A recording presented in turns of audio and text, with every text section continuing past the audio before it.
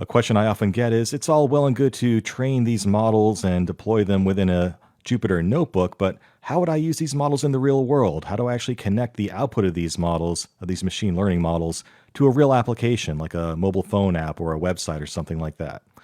Well, that's a whole world of itself. We're getting into the world of actually designing larger systems here, but I'll give you some high level guidance anyway. Now, obviously, your external applications aren't going to be running Jupyter notebooks and getting its results that way locally. What we need to do is separate the process of training and tuning our model from the process of actually making predictions based on that model. So the training part can all be done offline, right? We can do that within our notebook, or we can export a standalone Python script that gets run periodically, perhaps to pick up new training data as it comes in. Maybe it's even running in some sort of a streaming environment. But that can all happen on the back end. You can still use your notebooks for that if you want to refine it. But then when you actually have a trained model, remember, we just have a model, like a classifier, that's sitting there in scikit-learn at that point, and all we have to do is call predict on it to actually get a result. So it's possible to actually export that model to a file and execute that model on a web service. So the idea would be to push the model out to a web service fleet. This can be like something on the cloud somewhere where it's just running a distributed set of services where hopefully you don't have to take care of the actual servers themselves. And all that service does is respond to web service requests over REST or some other interface. It says, here's the feature data that I want a prediction for, give me a prediction. And that pre-trained model that's deployed to that entire web service can then quickly provide that result back at large scale and at hopefully low latency and high transaction rates reliably. So your app would call the web service that actually just generates predictions based on the model, but the model itself is created offline, and then the results of that model, the model itself, is pushed to the web service. Let's talk about some more specific examples here to make it real. Let's say you're using Google Cloud Services.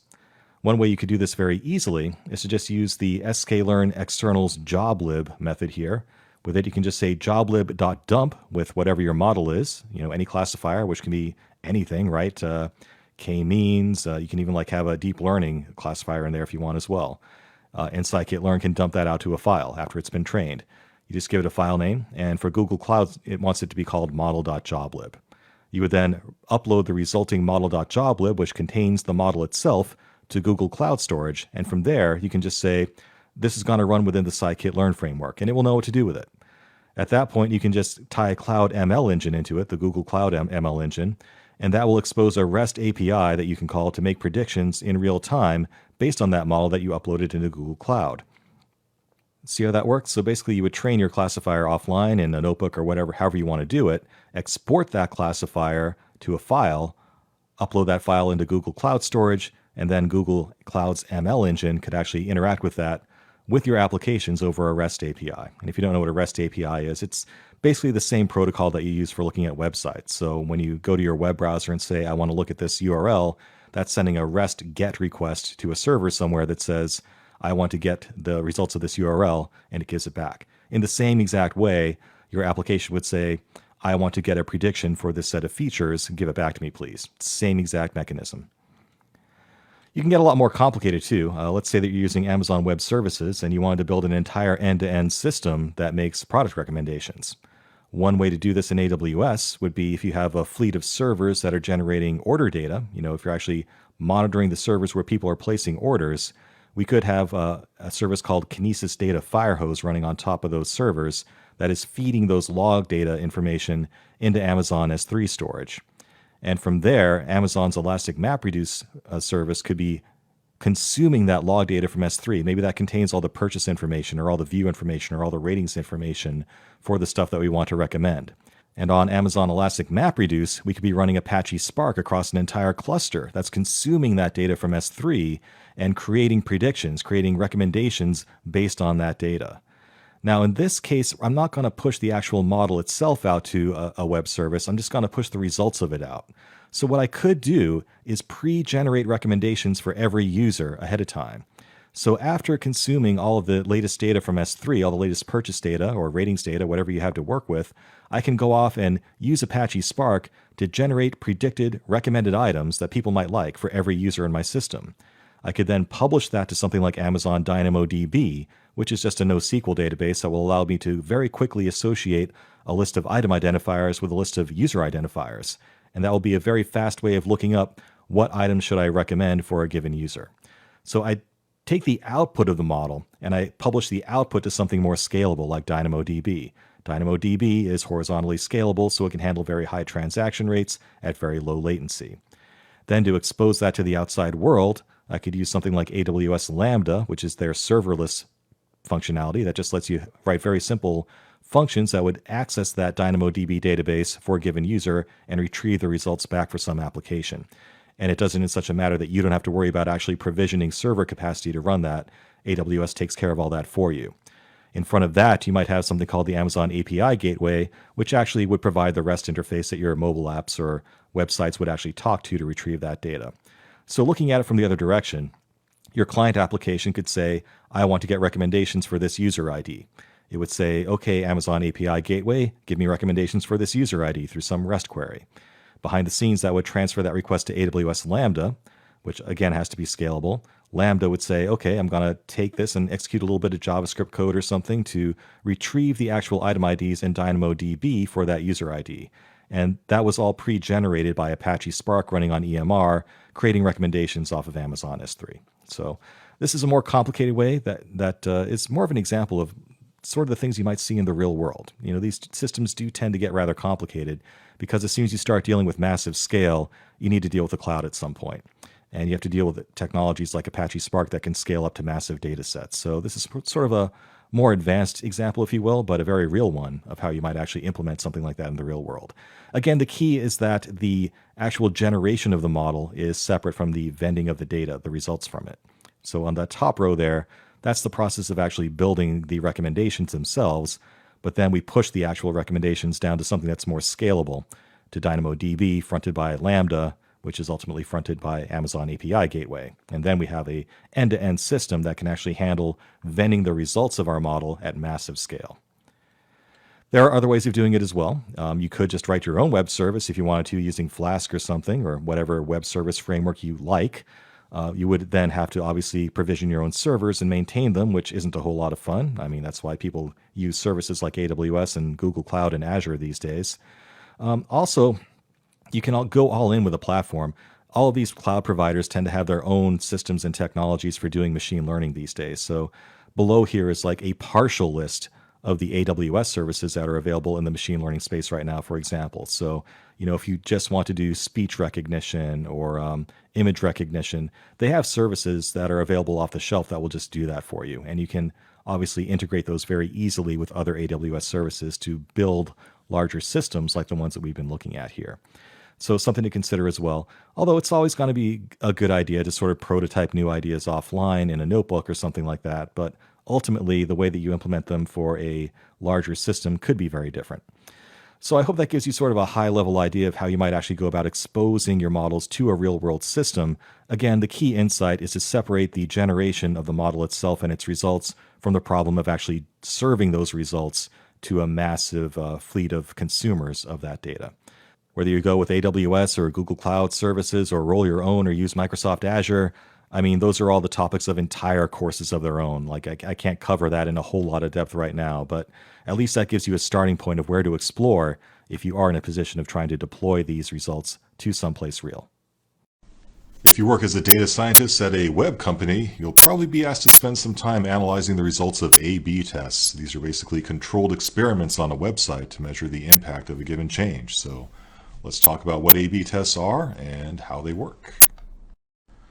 Let's talk about A/B testing. If you're going to be a data scientist at a big tech web company, this is something you're going to be definitely involved in because people need to run experiments to try different things on a website and measure the results of it. And that's actually not as straightforward as most people think it is. So let's talk about what A/B tests are and what are the challenges surrounding them. So what is an A/B test? Well, it's a controlled experiment that you usually run on a website. I mean, it can be applied to other contexts as well, but usually we're talking about a website. And what we're trying to do is test the performance of some change to that website versus the way it was before. So you have basically a control set of people that see the old website and a test group of people that see the change to the website. And the idea is to measure the difference in behavior between these two groups and use that data to actually decide whether this change was beneficial or not. So for example, I own a business that has a website. We license software to people. And right now I have a nice friendly orange button that people click on when they want to buy a license. Maybe blue would be better. How do I know? I mean, intuitively, maybe that might capture people's attention more. Or intuitively, maybe people are more used to seeing orange buy buttons and they're more likely to click on that. I could spin that either way, right? So my own internal biases or preconceptions don't really matter. What matters is how people actually react to this change on my actual website. And that's what an A/B test does. It will actually split people up into some people see the orange button, some people see the blue button, and I can then measure the behavior between these two groups and how they might differ and make my decision on what color my button should be based on that data. You can test all sorts of things with an A/B test. We talked about design changes, so the color of a button, the placement of a button, the layout of a page, what have you. It might be a whole UI flow, so maybe you're actually changing the way that your purchase pipeline works and how people check out on your website. And you can actually measure the effect of that. Algorithmic changes. Let's go back to the example of doing movie recommendations. Maybe I want to test one algorithm versus another. And instead of relying on error metrics and my ability to do train tests, what I really care about is driving purchases or rentals or whatever it is on this website. And an A/B test can let me directly measure the impact of this algorithm on the end result that I actually care about, and not just my ability to predict movies that other people have already seen. Pricing changes. This one gets a little bit controversial. In theory, you can actually experiment with different price points using an A/B test and see if it actually increases volume to offset for the price difference or whatever, but use that one with caution.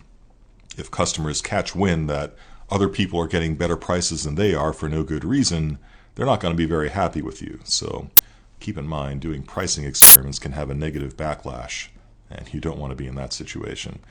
And anything else you can dream up to. Really, any change that impacts how users interact with your site is worth testing. Maybe it's even, making the website faster, or could be anything.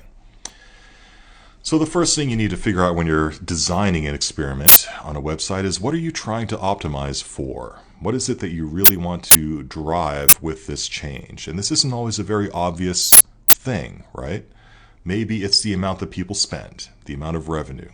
Okay, well, we talked about the problems with variance in using amount spent, but if you have enough data, you can still, reach convergence on that metric at, a lot of times. But maybe that's not what you actually want to optimize for. Maybe you're actually selling some items at a loss intentionally just to capture market share, or, there's more complexity that goes into your pricing strategy than just top-line revenue.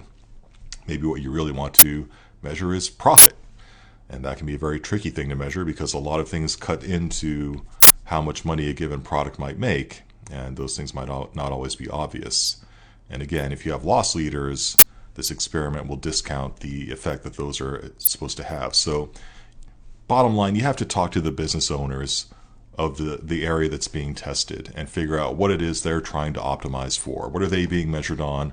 What is their success measured on? What are their, key performance indicators, or whatever the MBAs want to call it, and make sure that we're measuring the thing that actually matters to them, okay?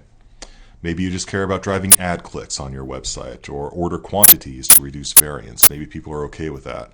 And you can measure more than one thing at once too. You don't have to pick one. You can actually report on the effect of many different things: revenue, profit, clicks, ad views. And if these things are all moving in the right direction together, that's a very strong sign that this change had a positive impact in more ways than one, right? So why limit yourself to one metric? Just make sure you know which one matters the most and what's going to be your criteria for success of this experiment ahead of time. Another thing to watch out for is attributing conversions to a change downstream. So if the action you're trying to drive doesn't happen immediately upon the user experiencing the thing that you're testing, things get a little bit dodgy. So let's say I change the color of a button on page A. The user then goes to page B and does something else and ultimately buys something from page C. Well, who gets credit for that purchase? Is it page A or page B or something in between? Do I discount the credit for that conversion depending on how many clicks that person took to get to the conversion action? Do I just discard any conversion action that doesn't happen immediately after seeing that change? These are complicated things, and it's very easy to produce misleading results by fudging how you account for these different distances between the conversion and the change that you're measuring. So keep that in mind too. Another thing that you need to really internalize is that variance is your enemy when you're running an A/B test. So a very common mistake people make who don't know what they're doing with data science is they will put up a test on a web page, blue button versus orange button, whatever it is, run it for a week, and take the mean amount spent from each of those groups. And they say, oh, look, the people with the blue button on average spent $1 more than the people with the orange button. Blue is awesome. I love blue. I'm going to put blue all over the website now. But in fact, all they might have been seeing was just random variation in purchases. They didn't have a big enough sample because people don't tend to purchase a lot. You get a lot of views, but you probably don't have a lot of purchases on your website in comparison.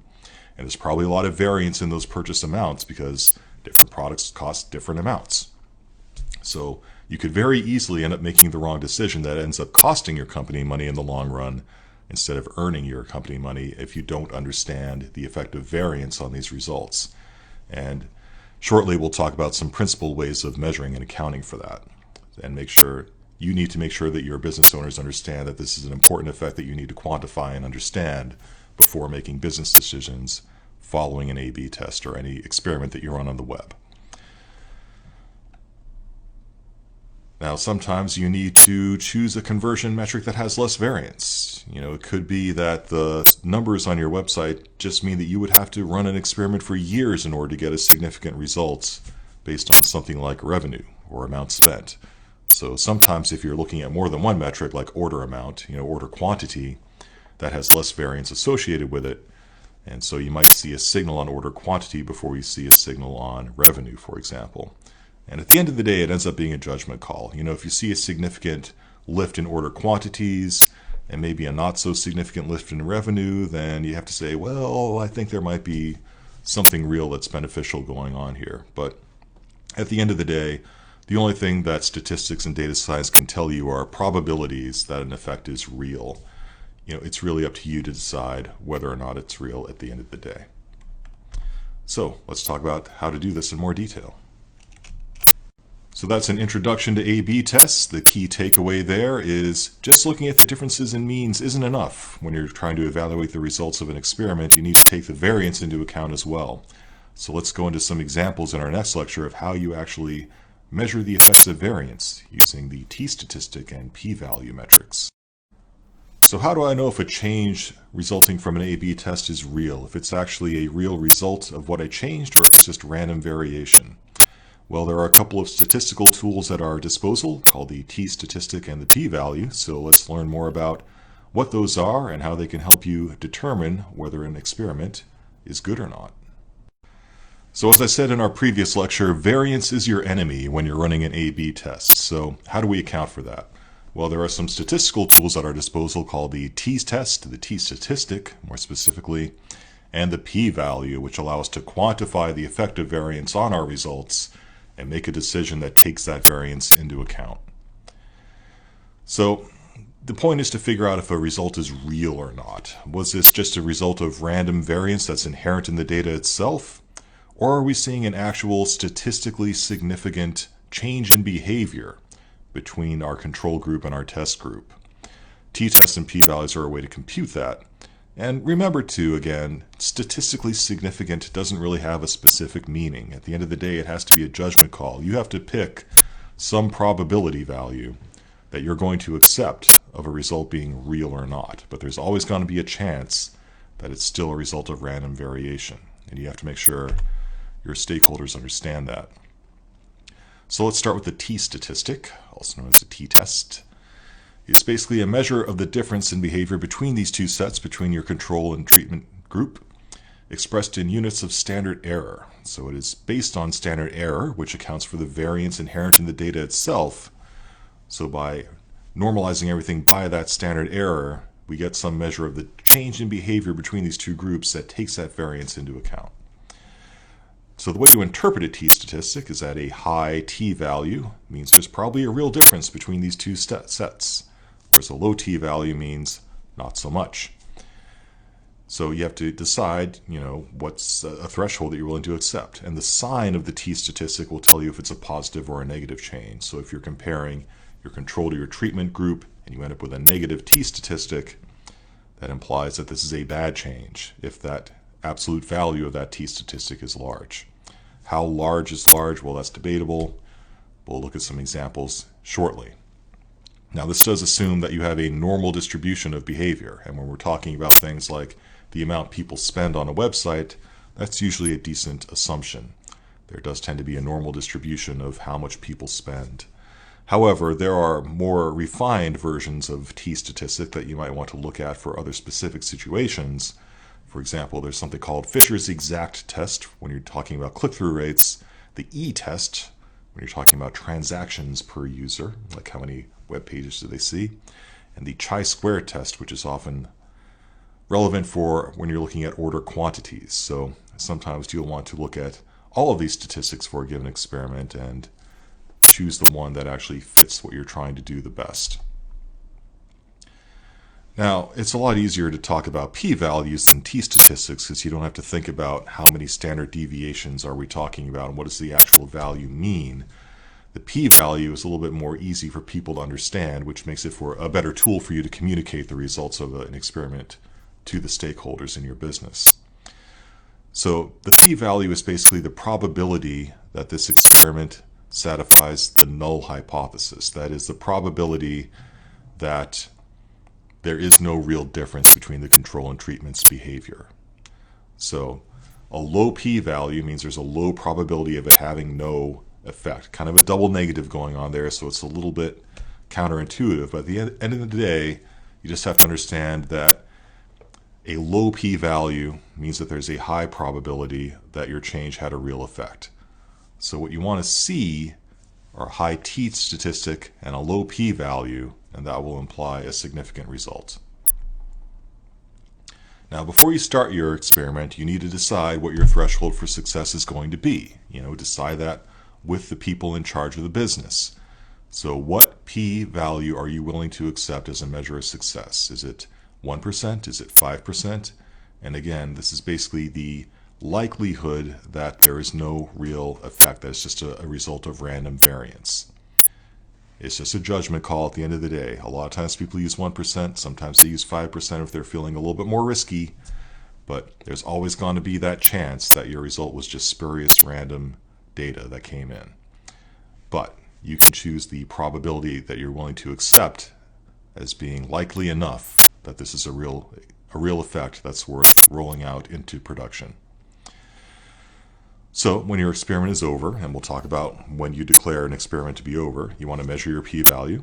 If it's less than the threshold you decide upon, then you can reject the null hypothesis, and you can say, well, there's a high likelihood that this change produced a real positive or negative result.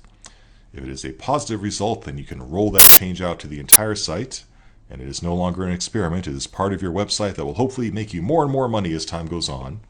And if it's a negative result, you want to get rid of it before it costs you any more money. So remember, there's a real cost to running an A/B test when your experiment has a negative result. So you don't want to run it for too long because there's a chance you could be losing money. And this is why you want to monitor the results of an experiment on a daily basis. So if there are early indications that a change is making a horrible impact to the website, maybe there's a bug in it or something that's horrible, you can pull the plug on it prematurely if necessary and limit the damage.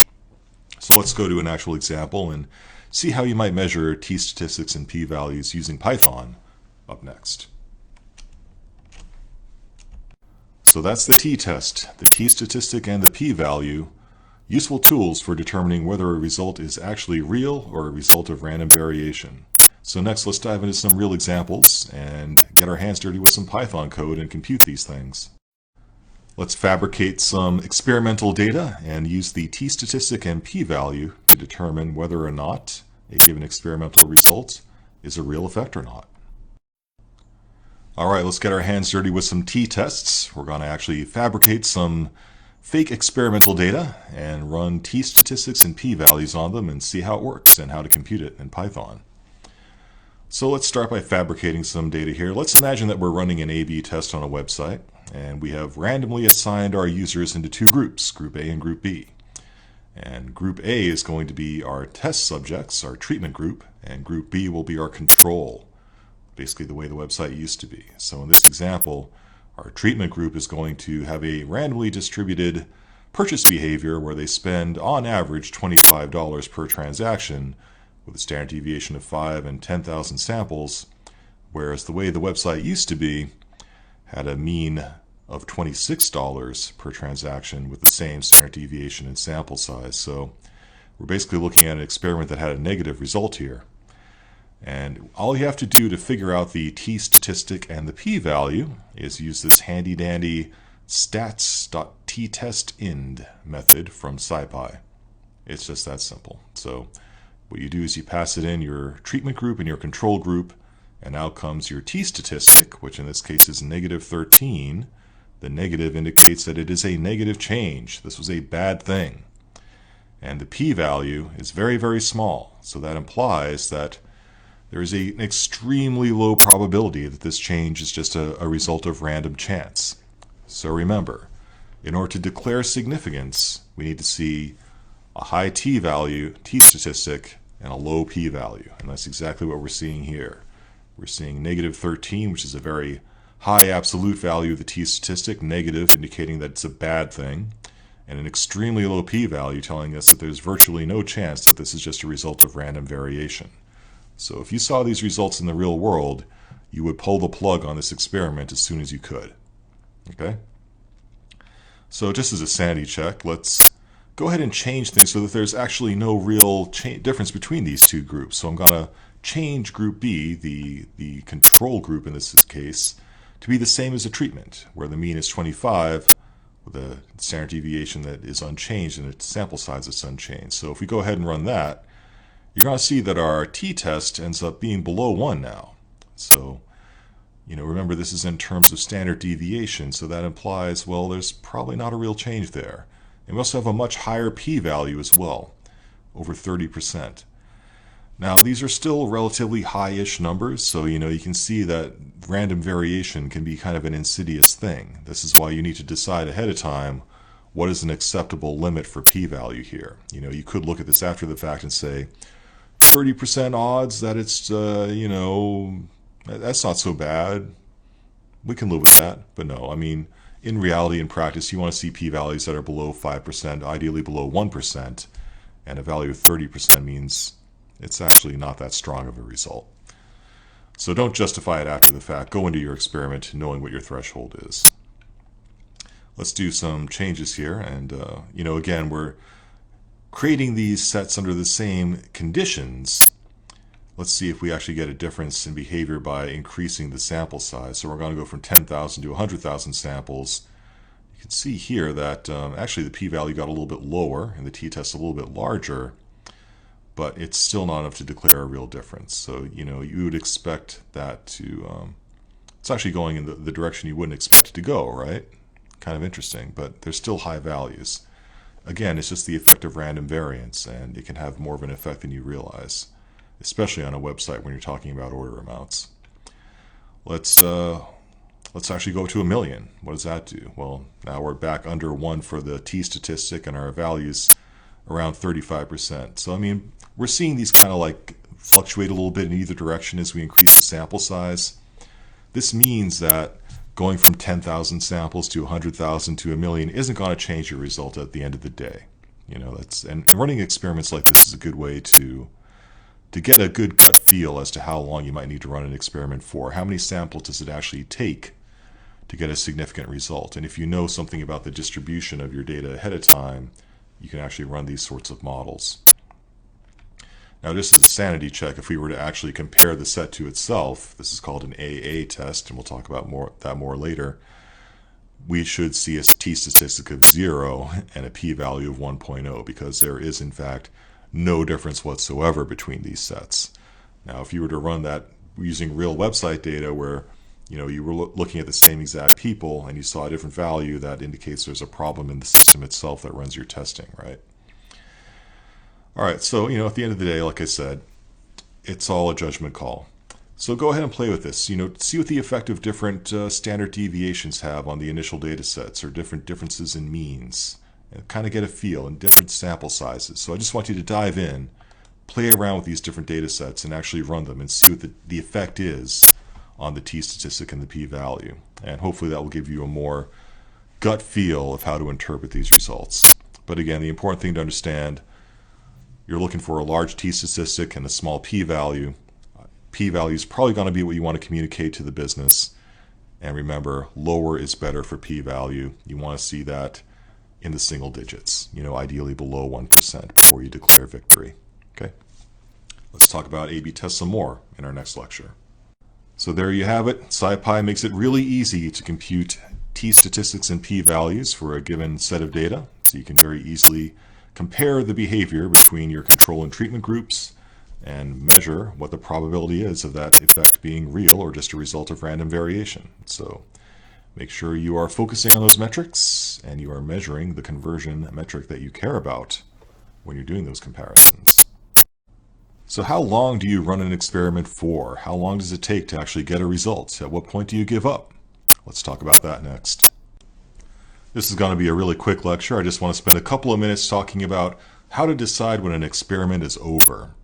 So if someone in your company has developed a new experiment, a new change that they want to test, they have a vested interest in seeing that succeed. They put a lot of work and time into it and they want it to be successful. And maybe you've gone weeks and you still haven't reached a significant outcome on this experiment, positive or negative. They're going to want to keep running it pretty much indefinitely in hopes that it will eventually show a positive result. It's up to you to draw the line on how long you're willing to run this experiment for. So how do I know when I'm done running an A/B test? It's not always straightforward to predict how long it will take before you can achieve a significant result. But obviously, if you have achieved a significant result, your p-value has gone below 1% or 5% or whatever threshold you've chosen, you're done. And at that point, you can pull the plug on the experiment and either roll out the change more widely or remove it because it was actually having a negative effect. You can always tell people to go back and try again, use what they learned from the experiment to maybe try it again with some changes, and that's fine. Soften the blow a little bit. But the other thing that might happen is it's just not converging at all. And if you're not seeing any trends over time in the p-value, it's probably a good sign that you're not going to see this converge anytime soon, that it's just not going to have enough of an impact on behavior to even be measurable no matter how long you run it. So what you want to do is every day plot on a graph for a given experiment the p-value, the t-statistic, whatever you're using to measure the success of this experiment. And if you're seeing, something that looks promising, you will see that p-value start to come down over time. So the more data it gets, the more significant your results should be getting. Now, if you see instead a flat line or a line that's all over the place, that kind of tells you that that p-value is not going anywhere. And it doesn't matter how long you run this experiment, it's just not going to happen. So you need to agree up front that in the case where you're not seeing any trends in p-values, what's the longest you're willing to run this experiment for? Is it 2 weeks? Is it a month? Keep in mind that having more than one experiment running on the site at once can conflate your results. So time spent on experiments are a valuable commodity. You can't make more time in the world. So you can only really run as many experiments as you have time to run them in with a given year. So if you spend too much time running one experiment that really has no chance of converging on a result, that's an opportunity you've missed to run another potentially more valuable experiment during that time that you were wasting on this other one. So it's important to draw the line on experiment lengths because time is a very precious commodity when you're running A/B tests on a website, at least as long as you have more ideas than you have time, which hopefully is the case. And that's it. It's a little parable about make sure you go in with agreed upper bounds on how long you're going to spend testing a given experiment. And if you're not seeing trends in the p-value that look encouraging, it's time to pull the plug at that point. So remember, time is a precious commodity when you're experimenting on a website. You can only run so many experiments at once, usually one.